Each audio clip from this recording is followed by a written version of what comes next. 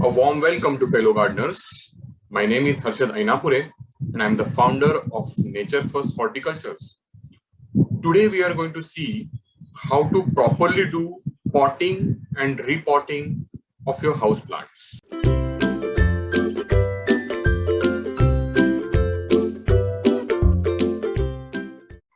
So when we bring any new plant from nursery and we want it to grow well in our home, the most important procedure that we have to follow is potting.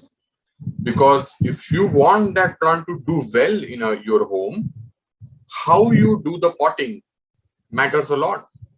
The size of your pot, the drain holes of your pot, the drainage layers that you make, and exactly what kind of potting mixture you use matters a lot. A good sized pot and a good potting mixture will have a very positive impact on the plant that you have brought from the nursery. And that's about the potting. And you have so many plants at your home that may not have been repotted for months or many years. So annually, these plants also should be, the pot and the soil should be changed. Now, if you have good environment, good garden, plenty of water, you can do the activity of potting and repotting throughout the year, except very harsh winters, very cold winters.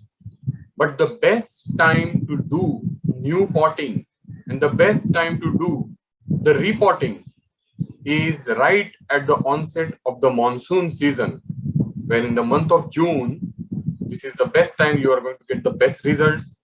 So this is a very high activity for the potting and the repotting. Now, let's have a look at the entire procedure properly, and you also follow it the same way, and you are definitely going to get great results out of it. So let's go for it. Okay, now let's have a look at a potting mixture that we can use for the flowering plants. So to make an ideal potting mixture, I have this material with me. First of all, I have the soil. Now this is the red soil. This is a high quality loamy soil. So if you can see, it doesn't have a very big particle size. It's a very nice loose soil that I am using. It has got a very good drainage also. So we don't want a soil which will having big clumps, or we don't want a soil which is too sticky or clayish. Okay, so this is ideal garden soil. In this part of India, we get the red soil. Even if you have brown soil or black soil or any other color, that's all right, as long as the texture of the soil is like this. Okay, it should be nice, loose and smooth.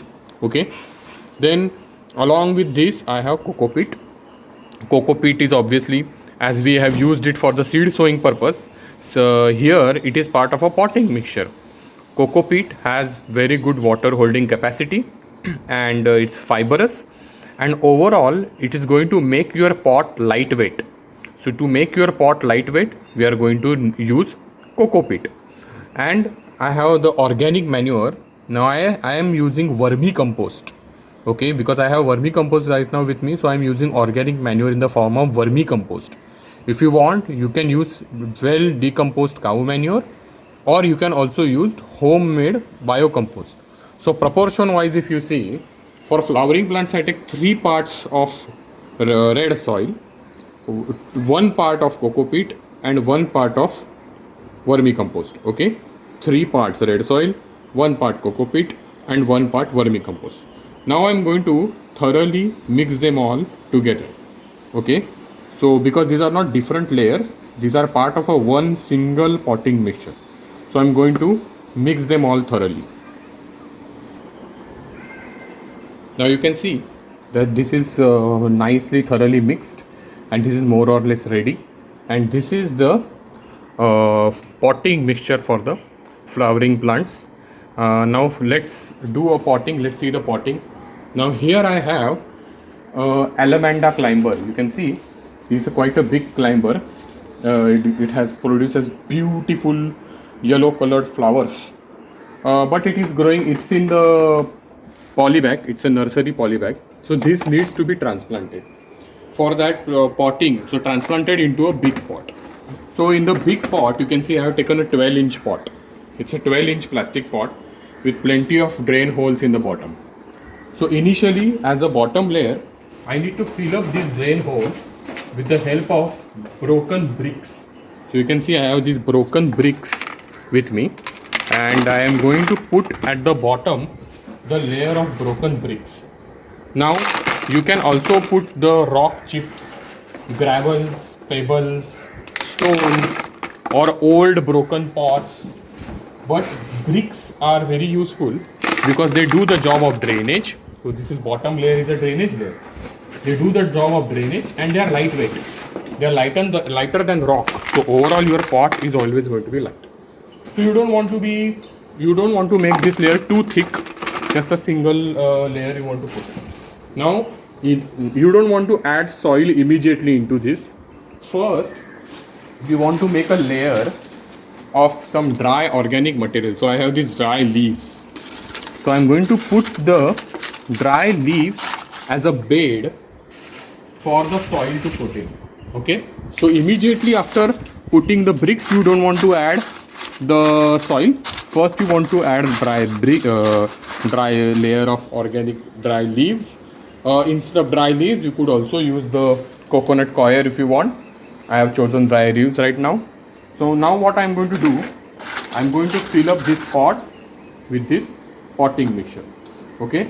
So the potting mixture, I'm going to start to add this potting mixture till the pot is full up to this part.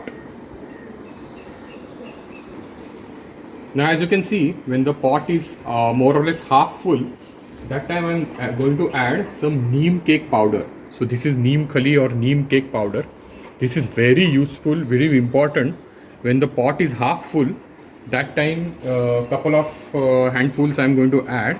This is going to protect your plant from any insect attack or soil-borne insects or soil-borne worms and nematodes. This is going to protect your plant. Okay. So after putting the neem cake powder, now we open up this grow bag, the poly bag in which the plant is growing. We open this up. And now while we are opening this up, we want to be careful that we don't want to disturb the roots so much. So we want to use the entire root ball. Okay. So if the root ball breaks, then that's all right. But as much as possible, you want to use the root ball. So rather than handling the roots, as you can see, the roots are here. Rather than handling the roots, you want to use the whole thing. I can break it up just a little bit, and there you go. If the plant is coming too up, then it can be broken even further because we want the roots right inside.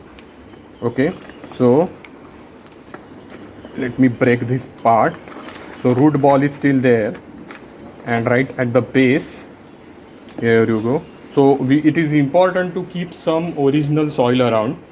So I'm going to put some original soil from the, as you can see, it's very thick. The nursery soil is very thick. So as long as roots are there, now Alamanda is pretty hardy plant. Okay, so keeping it right at the center and keeping it intact, it's important that I fill up and cover all the roots. Make sure that your plant main stem is at the center and allowing the roots to go under.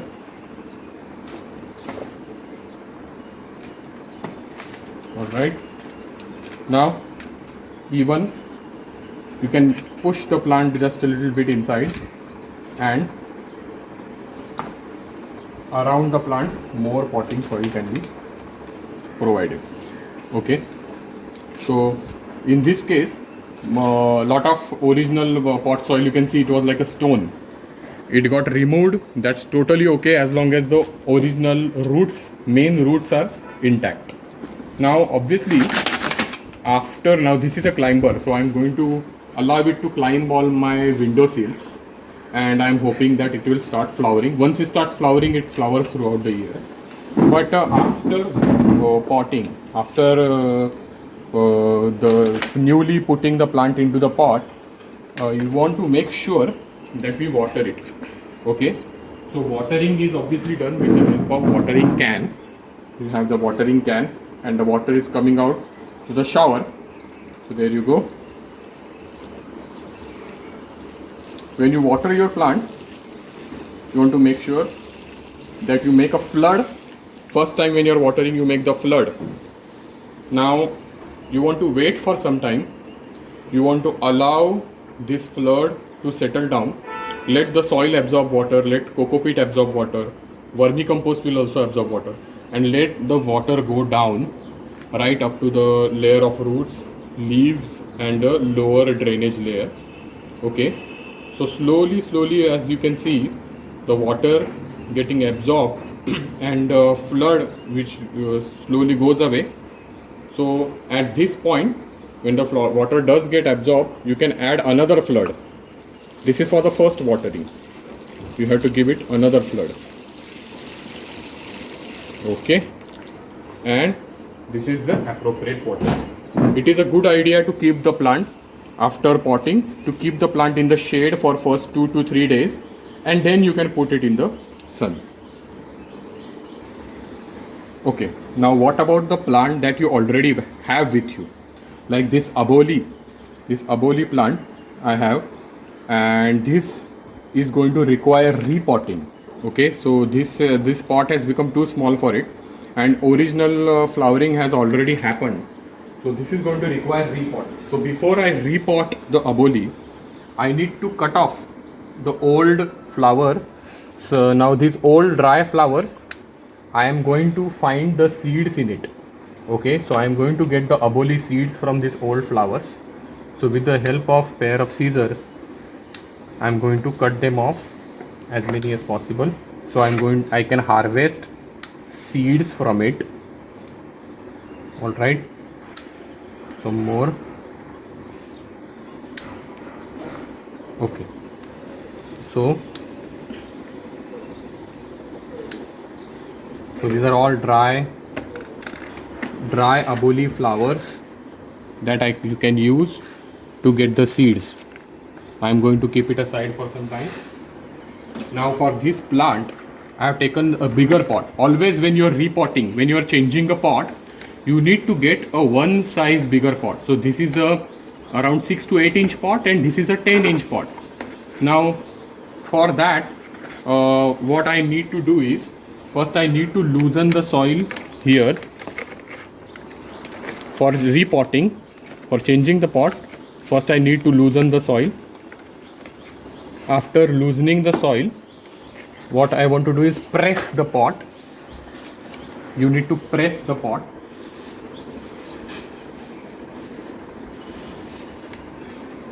And after pressing the pot, you want to make it upside down and give it a blow. Then the whole root ball will come out. Okay, so we have this root ball right here, and now here in this pot, obviously we need to fill it up.